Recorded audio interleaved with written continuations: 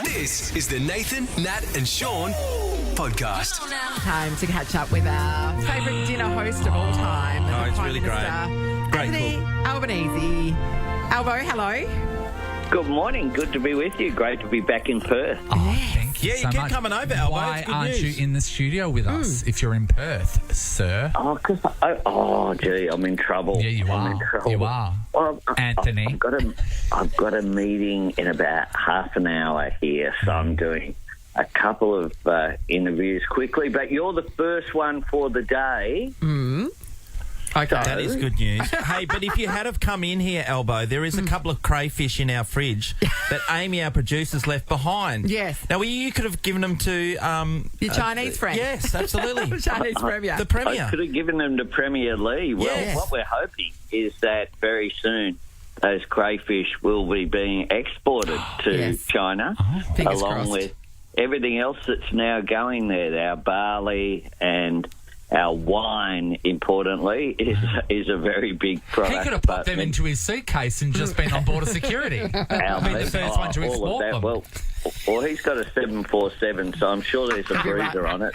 I bet there is. Albo, on that, I mean, can you tell him from us that we would like some pandas at our zoo too, please? Yeah, well, everyone would like pandas. Can we have pandas for everyone? Who doesn't like pandas? I know. Peter Dutton's not giving away pandas. That's I wouldn't a mind a niche. panda at the lodge to play with Toto. You know, that'd be pretty cool. What about Just that chilling zoo? out. We'd plant some bamboo for it. Yes. Fresh What, food. The Adelaide Zoo. It'd be awesome. No, there was a zoo No, in there's a zoo China, in and China. they said, everyone comes to see the pandas, and they were dogs that would dye black and white. Everyone's just That's like, what we'll get here. That's what we'll get, yeah. Yeah, Adelaide gets the real ones. In all seriousness, the pandas is good news for Adelaide Zoo, of course. Pandas they're extraordinary animals. I'm a bit fixated by panda videos, I've got to say. I must have followed too many sites because it keeps popping up, these pandas, and it's amazing they're not extinct because they keep falling on their head. Their behaviour they are ridiculous, Well, but Albo, they're adorable. I didn't know till last week. Nathan informed me that a bunch of pandas is an embarrassment of It's an pandas. embarrassment Were you aware of that? pandas. Yeah. Is it really? Yes, it is. As think opposed to an embarrassment of Nova people at the lodge. Well, that's top level, I obviously. sometimes wonder the staff in the kitchen what they were thinking. They would have been going, "Oh my God, why hasn't he called the police?" They were very happy, and the photo is still on the mantelpiece. Good.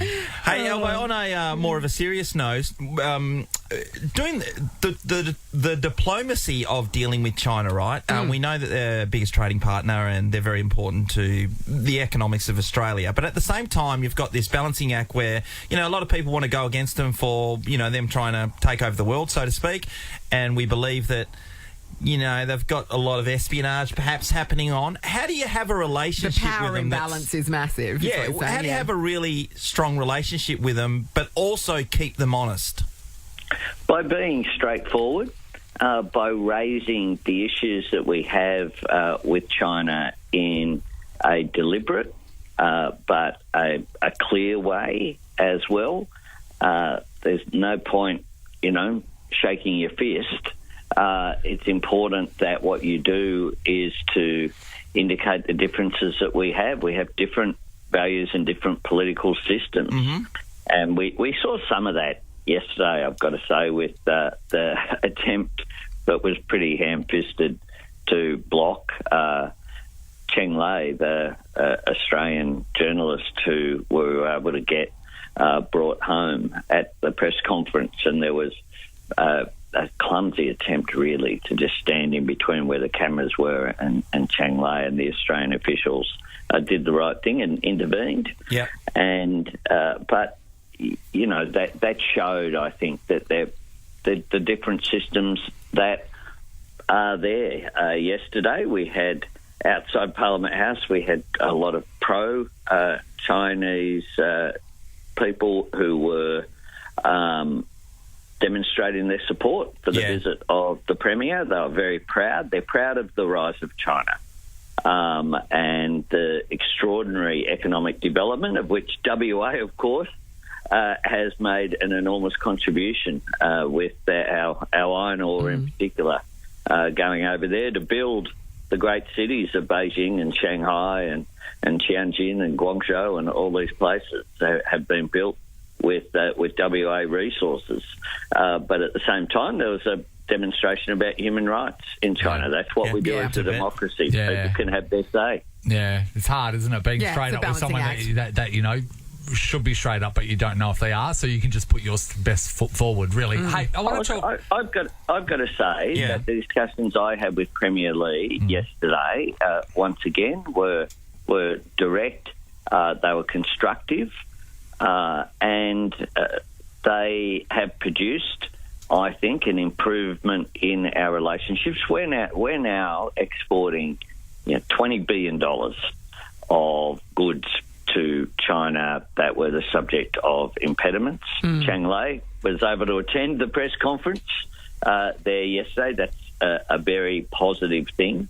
And it's important that you have dialogue. It doesn't mean that you don't have differences, but you can't solve differences by having no talking. Yeah. And that's why it's important to have that mature approach. And yesterday, we had the Leader of the Opposition, gave a constructive discussion as well at the lunch that we had at the Great Hall. We had business leaders, diplomats, all there. And it was a really positive event. And we got Pandas. The other thing is everyone had to download the TikTok app on their phone, so that was the main reason. But I want to take TikTok videos of the Pandas we don't have in WA. We'll get back to that later. Hey, Albo, let's talk about what everyone's talking about in the news, and that is that Peter Dutton is apparently pipping you in the polls. Now, do you think... Well, this is the way it's been portrayed, right? As preferred Prime Minister. Yeah. So here's the deal. Do you think that it's going to be a really tough job for you and your government, because the cost of living situation, which was amplified from COVID, and basically, from conflict in other places, and the conflict, so that's always going to be associated with your prime ministership. Do you think that you're being unfairly pinned with that? No, look, I understand that cost of living pressures are out there on people, but the good news is that in 13 days' time, every one of your listeners will get a tax cut. Everyone who's on a minimum wage or an award wage will get a wage increase. So everyone will get a panda. And keep more of what they earn. We'll have $300 energy relief off every household. We have cheaper medicines. So we understand that. We have cut inflation in half of what we inherited. The Liberals left us with inflation out of control, with an economy that was stalling, with real pressures on, no plan to deal with energy and climate change, no plan to deal with future growth in the economy, a relationship with China and other partners, including France and the Pacific, that was really damaged. And we've been setting about repairing all of that. So I'm very confident that by the time of the next election, when we go to the polls, people will look at what the alternatives are and see a government that's done its best to deal with inflation, to lift employment, 880,000 new jobs, that is dealing with cost of living pressures with practical measures, all of which have been opposed by Peter Dutton. And Peter Dutton, he just says no to everything and doesn't have any solutions, left us with an enormous debt, the former government. We've produced 2 budget surpluses in a row to put that downward pressure on inflation as well.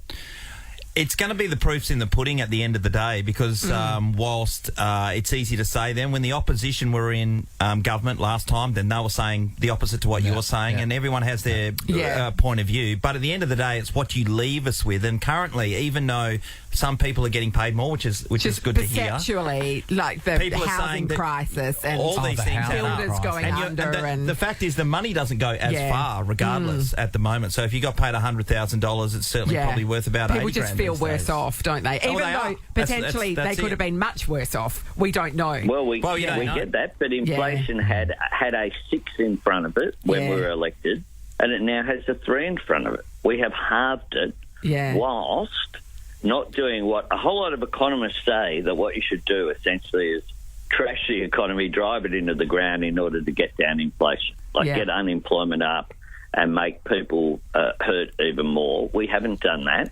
What we've done is cost of living measures that have made a difference whilst putting that downward pressure on inflation, while we've been creating jobs and while we've been setting Australia up for the economy of the future, including, of course, our trading relationships with countries like China are so important. It's about Australian jobs, and that's why you can't just ignore those international relationships. Yeah, but you know what it is? People, like all the stuff that you're saying, that, you know, relationships and planning for the future, that's great, and that's what a Prime Minister and a government should be doing. But when it comes to the time of voting, I'm frightened that people will just look in their own backyard and go, I can't afford to keep the lights on. I maybe can't get a house.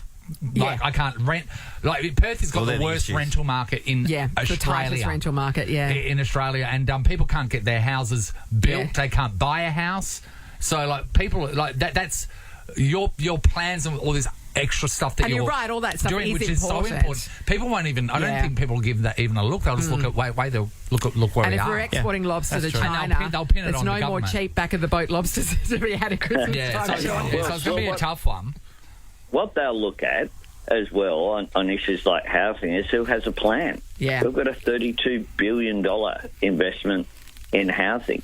The last time I was in Perth, after I spoke to you, I went to a site with Roger Cook, a major development in inner Perth that's making a difference for housing supply. Later today, I'll be going to a childcare centre. And that childcare centre, like others, we've seen an 11% drop in the costs of childcare for families, and we're looking at how we can extend that even further with universal childcare. Can't we make the kids build the houses? Like, oh my God, it just dawned on me.